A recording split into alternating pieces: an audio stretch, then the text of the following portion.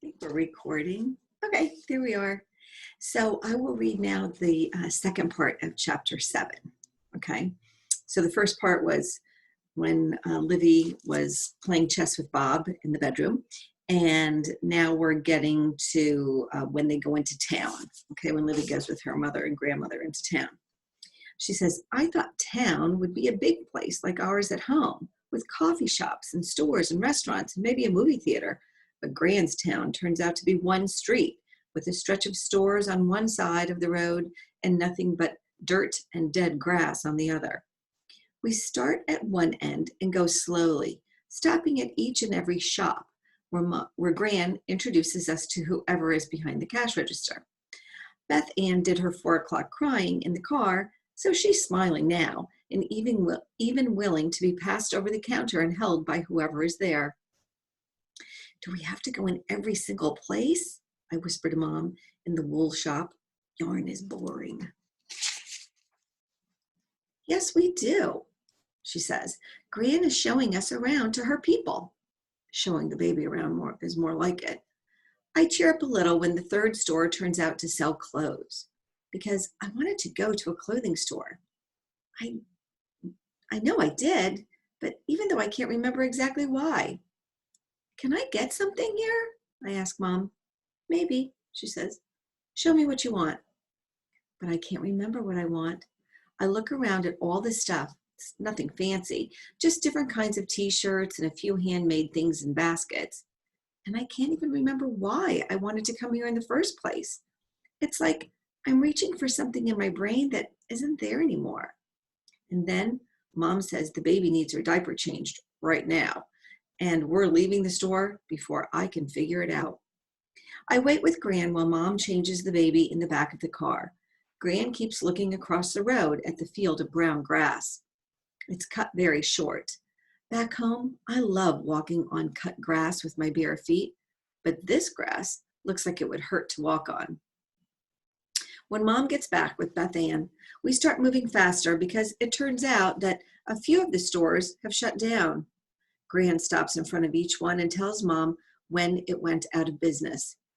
The bookstore closed last summer.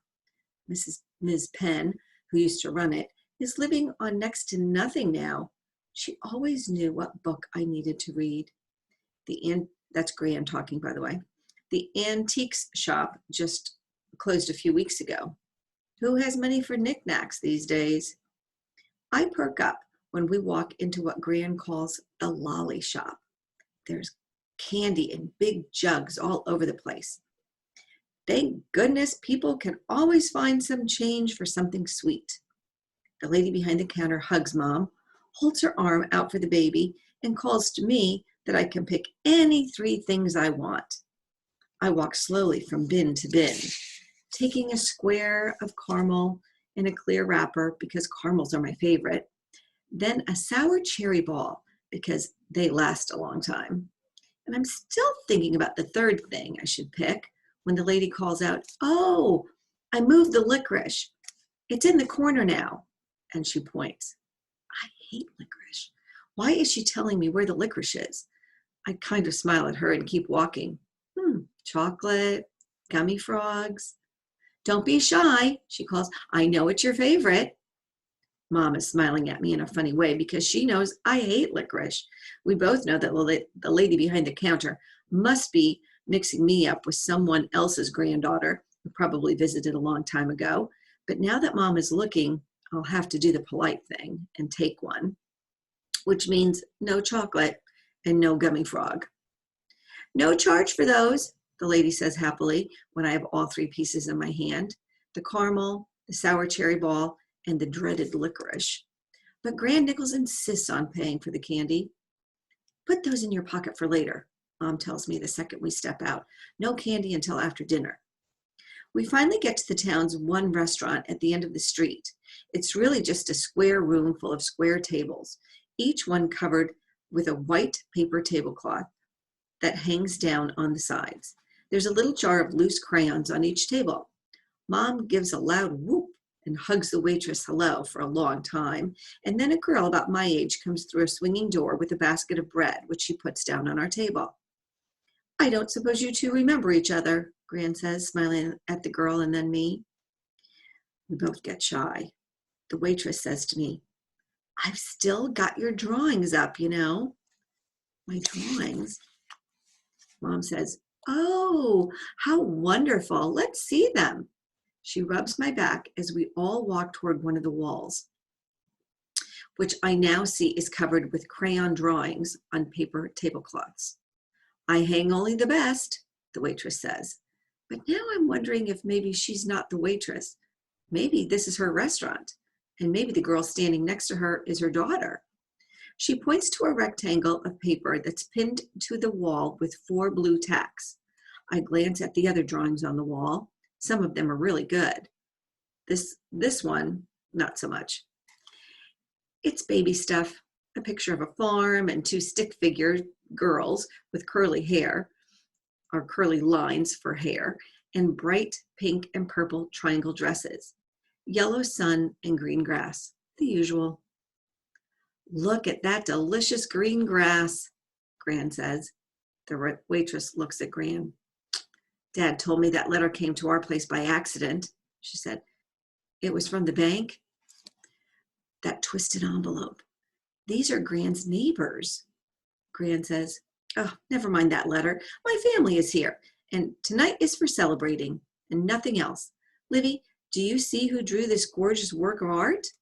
She points down near the bottom, where it says Livy in big blue letters and Sarah in purple ones. I look at the girl again. She must be Sarah. She's not looking at the picture. She's looking at her feet. Remember the weekend you two spent together? The waitress asks me. Sarah spent the day with you at your Gran's, and the next day you both came here to help out. Sarah asked about you for the longest time after you left. When's Living coming back? When's Living coming back? I glance at Sarah and see that her face is all red. Well, hi again, I say. Hi, she whispers. Gran and Mom walk over to our table and get the baby all set in her bundle chair, which is her favorite place to sit and drool and play with her fingers. It feels better with Sarah as soon as the adult stops staring at us. It's weird we drew this, I say. I don't remember doing it. Me neither, she says, even though I see it every day. It's kind of cute. I look at the drawing again. It is cute. Actually, it's colorful, with horses and pigs in the yard and a chicken house. You must have drawn the horse, I tell Sarah, because I still can't draw a horse. She laughs. I don't know, maybe I did. I have no idea. And what the heck are those supposed to be? She points to a clump of circles with stick feet. I think they're chickens, I say. See the little red things on their heads? And as I look more closely, I see that one chicken, unlike the others, has a carefully colored green face. Weird. I point to the drawing above ours, a black dog with a white chest done in pencil. That one is really good, I say. She nods. My little brother drew that. He's only 7, but he's definitely the official artist of the family. Danny? That little kid drew this? Wow. Yeah, she says. Hey, do you like licorice?